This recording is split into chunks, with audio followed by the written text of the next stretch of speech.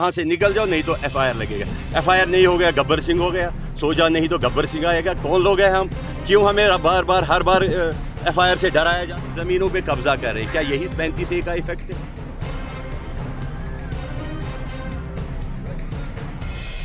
का एरिया है सेक्टर 7 इसका नाम है। ये हमारी ज़मीन यहाँ पे है।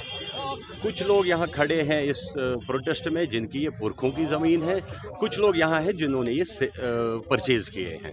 परचेज़ और सेल क्यों हुआ है, पहले मैं आपको इसकी डिटेल बता दूँ। इस ज़मीन का जो रकबा है वो 25 कनाल का एक रकबा है। इसका अंडर खसरा नंबर 8 और 261, जिसका इंतकाल नंबर 4610 है। ये इन लोगों की पुरखों की ज़मीन थी जो इनके ये 59 में इसका बैनामा हुआ है। जो बैनामा मेरे हाथ में है, मैं आपको दिखा रहा हूँ, ये इसका बैनामा है। 59 में इसका बैनामा हुआ है। हालांकि ये एग्रीकल्चर लैंड था, ये एग्रीकल्चर के लिए मिला है इनको। लेकिन जब यहाँ फिर एक तो इनके पास जब बैनामा हुए, इनमें कई बैनामे हुए, एक नहीं आज तक इसके 50 बैनामे हुए हैं थ्रू कोर्ट रजिस्ट्रेशन है।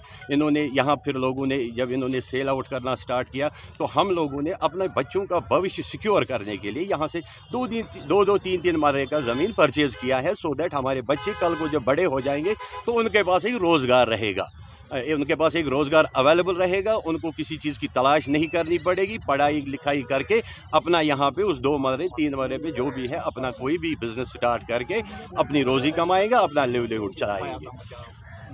तो उसके बाद क्या होता है, हाँ, जब यहाँ कंस्ट्रक्शन स्टार्ट होता है हमें पता होता है कि ये एग्रीकल्चर लैंड है, यहाँ कुछ नहीं हो सकता है। यहाँ सिर्फ खेती बाड़ी करनी है, फ्रूट ग्रो करना है, ट्रीज़ ग्रो करने हैं। तो हम इसी पर्पज़ के लिए ये ज़मीन हमने यूज़ करी थी आज तक। उसके बाद जब यहाँ कंस्ट्रक्शन स्टार्ट हुई, यहाँ कंस्ट्रक्शन परमिशन दिए गए, तो हम भी परमिशन लेने के लिए कंसर्न अथॉरिटी के पास चले गए।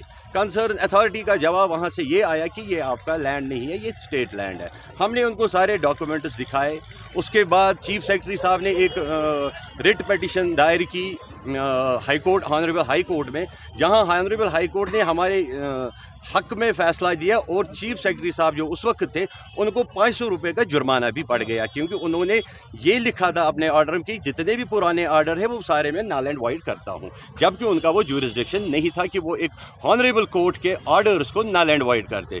उसके अगेंस्ट उनको 500 रुपये का जुर्माना पड़ गया उस टाइम, और इसका वो स्टेटस जो था वो एज इट इज़ कोर्ट ने रखा। अब इस वक्त जो मसला था, इस वक्त जो प्रॉब्लम है इसमें, इस वक्त एक प्रॉब्लम है सर कि इसमें सुषमा चौधरी जी उस वक्त फाइनेंशियल कमिश्नर थी। उन्होंने भी फिर एक बार वो गलती करी। उन्होंने भी कहा कि मैं इन सारे ऑर्डर्स को नल एंड वाइड करती हूँ, जबकि उनका भी ये ज्यूरिसडिक्शन नहीं है कि वो एक ऑनरेबल कोर्ट के ऑर्डर को नल एंड वाइड कर दे। इस वक्त कोर्ट का जो स्टेटस है उसी सुषमा चौधरी जी के उस ऑर्डर को हमने हाई कोर्ट में चैलेंज किया है, जो स्टिल अभी तक पेंडिंग है, जिसका अभी ऑर्डर नहीं आया है। काफ़ी टाइम हो गया, आपको पता है 2019 हो गया, 20 हो गया, 21 हो गया, अभी भी थोड़ा अनरेस्ट यहाँ चल रहा है। तो उस वजह से ये इसका कॉल नहीं हुआ, अभी तक उसका ऑर्डर नहीं आया। लेकिन इसका ऑर्डर इस वक्त भी परहैप्स दैट इसका ऑर्डर है कि इस पर स्टे लगा हुआ है, ना हम कुछ कर सकते हैं ना गवर्नमेंट कुछ कर सकती है।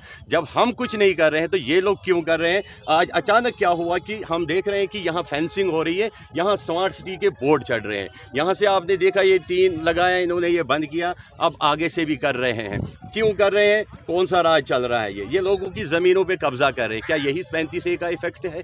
क्या इसीलिए तो हम रो रहे थे कि 35A जो है ये हमारा लैंड प्रोटेक्शन है, इसीलिए हम मांग रहे, इसीलिए हम बोल रहे थे कि 35A को रेस्टोर किया जाए, क्योंकि हमें पता था, वी वर अवेयर कि यही होगा हमारे साथ। आज हमारी ज़मीन पे कब्जा हो रहा है। ये कोई मेरे लिए बात नहीं, ये कोई चंद लोगों की बात नहीं, ये पूरे कश्मीर के लिए एक अलार्म है कि अगर आज मेरी ज़मीन पे, आज हमारी इनकी ज़मीन पे कब्जा हो गया तो कल हमारे घरों पे, हमारे कमरों पे कब्जा होगा। और जब भी हम अथॉरिटी के पास चले जाते हैं कि भाई साहब ऐसा क्यों हुआ, हमें एफआईआर नाम से डराया जाता है कि एफआईआर लगेगा। हमारे कुछ लोग कमिश्नर साहब के पास गए थे, उन्होंने उनसे बात की थी, उन्होंने कहा कि हम कोर्ट ऑर्डर को नहीं मानते, आप यहाँ से निकल जाओ नहीं तो एफआईआर लगेगा। एफआईआर नहीं हो गया गब्बर सिंह हो गया, सो जा नहीं तो गब्बर सिंह आएगा। कौन लोग हैं हम? क्यों हमें हर बार एफआईआर से डराया जाता है? कौन है हम? हमें पहले बताएं हम लोग कौन है। हम लोग यहाँ के सीनियर सिटीज़न हैं, हम लोग यहाँ के ऑनरेबल सिटीज़न हैं, टैक्स पेयर लोग हैं। हमें हमेशा एफआईआर के नाम से डराया जाता है। सीसी कैमरा लगाओ, नहीं लगाओ तो एफआईआर कटेगा, ज़मीन अपनी छोड़ दो, नहीं छोड़ोगे तो FIR कटेगा। ये चीज़ मंजूर नहीं है, ये गलत है, ये अनएक्सेप्टेबल है। ये स्मार्ट सिटी डिपार्टमेंट है, जो भी इसके कंसर्न, जो भी इसके हेड है, ऐसे आपने बोर्ड देखा बाहर स्मार्ट सिटी का बोर्ड लगा हुआ है, ये उन्हीं का नाजायज़ कब्जा है। स्मार्ट सिटी इस पर नाजायज़ कब्जा कर रही है। गवर्नमेंट से हम चाहते हैं कि वो भी कोर्ट का ऑनर करे, हम भी कोर्ट फॉलो करें, वो भी कोर्ट फॉलो करे। अगर इसमें स्टे है तो वो कंटेम्प्ट ऑफ कोर्ट कर रहे हैं, जब हम नहीं करें वो क्यों करें? हमारे लिए कोर्ट हो गई तो उनके लिए कुछ भी नहीं है। वो कहते हैं कोर्ट हमारे लिए कुछ नहीं है, हम कोर्ट मानते ही नहीं, लेकिन हम तो कोर्ट मानते हैं।